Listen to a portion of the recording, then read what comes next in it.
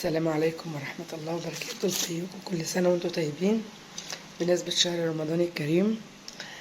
هرجع واقول اتأخرت عليكم، معلش. ظروف بقى ورمضان وكده. كل سنة وانتم طيبين. هنعمل النهاردة ماسك لتفتيح البشرة فقط لا غير. هناخد معلقة زبادي حلوة كده، ولو محتاجنا تاني هنحط. هناخد معلقة نشا. كل يوم انا معرفش اعمل لكم ماسكات غير في الفجر، في النهار ما بعرفش اعمل اي حاجه. تمام. ده نشا، مش عايزه اكتر لان انا لوحدي اللي بعمل الكلام ده، مفيش حد من البنات صاحي. وهناخد معلقه حنه بيضه. تمام. الماسك سهل وبسيط جدا.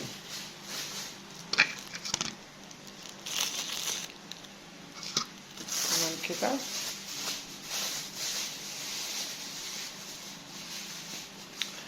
هرجع لكم تاني ثانيه واحده، وهنقلبهم كده على بعض كده، وهنحط عليهم شويه جل صبار كده. الماسك بتاعنا بسيط جدا، وايه، ما بياخدش يعني، ما بيستهلكش حاجات كتير جدا من البيت. عماله اتوسخ، معلش بقى. شويه جل صبار كده حلوين مع معلقه الزبادي اللي احنا حطيناها.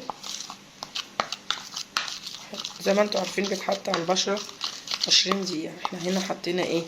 حنه بيضه، وحاطين بتاع دوت نشا، معلقه زبادي، ومعلقه بصوا، معلقه بتاع ده نشا. هنعمل كده، هننشفه على بشرتنا.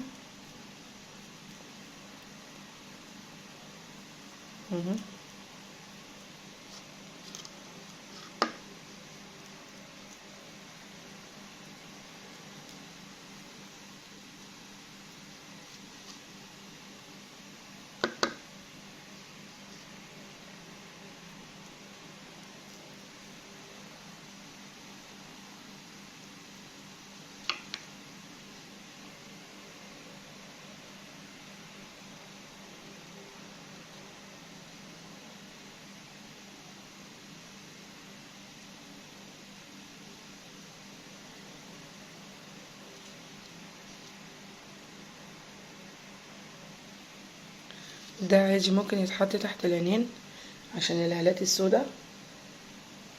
ده لو عندكم هالات سوداء يعني تحت عينيكم تتحط عادي. يعني مش هقول لكم السكراب اللي هو ما ينفعش يتحط تحت العينين، لان احنا مش هندعك تحت عينينا، هيبقى غلط. اللي تحت العين يتجرح والكلام ده زي ما انتوا فاهمين. ده ممكن عادي اللي يفيد منه يتشال في علبة ويتحط في التلاجة، ما يترميش. الماسك ده عادي يعني ممكن يقعد، تحفظوه في التلاجة يعني. بصوا ناعم جدا على البشرة، حنين جدا. ده ولا يديك ولا اي حاجة. ده يتشطف بمية دافية. بصوا كده، اتشطف في مية دافية وخلاص. وبردك هندهن ايه؟ مرطب بشرة. شايفين؟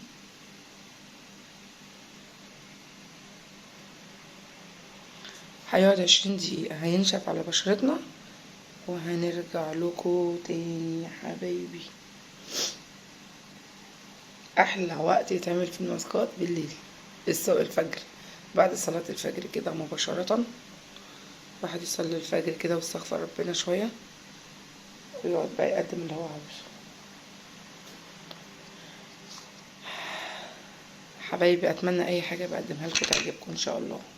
هقفل معاكم بقى لغاية ما ينشف على وشي، واسيبه 20 دقيقة، ودول احطهم في علبة. هرجع لكم تاني. كده سيبناها 20 دقيقة على البشرة، وهنخش نغسل وشنا ونرجع لكم.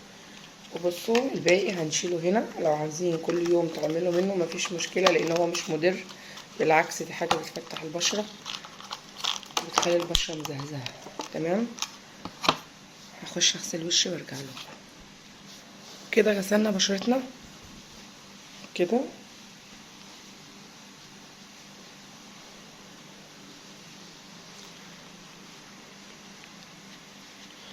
كده. بصوا البشرة بقت حلوة ازاي، بصوا بقت فاتحة ازاي.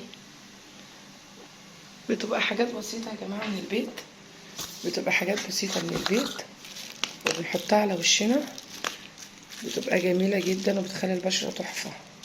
طبعا انا هحط في وشي مرطب بشرة، تمام كده، عشان اقفل المسام بتاع البشرة بتاع وشي، ما تطلعش حبيبات وتخلي الوش محبب كده، لان فعلا انا وقعت في الفخ ده كذا مرة. كده كده. وخلاص كده يا جماعة. لو عجبكم الفيديو لايك وشير واشتراك في القناة. حبايبي بحبكم في الله. ندعك ايدينا كده عشان ايه كده.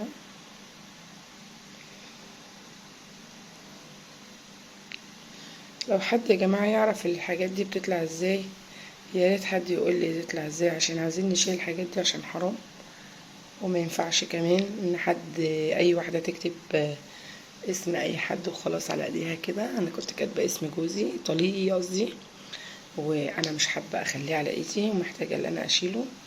لو حد يعرف يكتب لي في الكومنتات. السلام عليكم. متنسوش اشتراك في القناه، تضغطوا يعني عايزاكم كده تشتركوا في القناه وتشيروا والله متلخبطه صح من النوم، بص خربانه.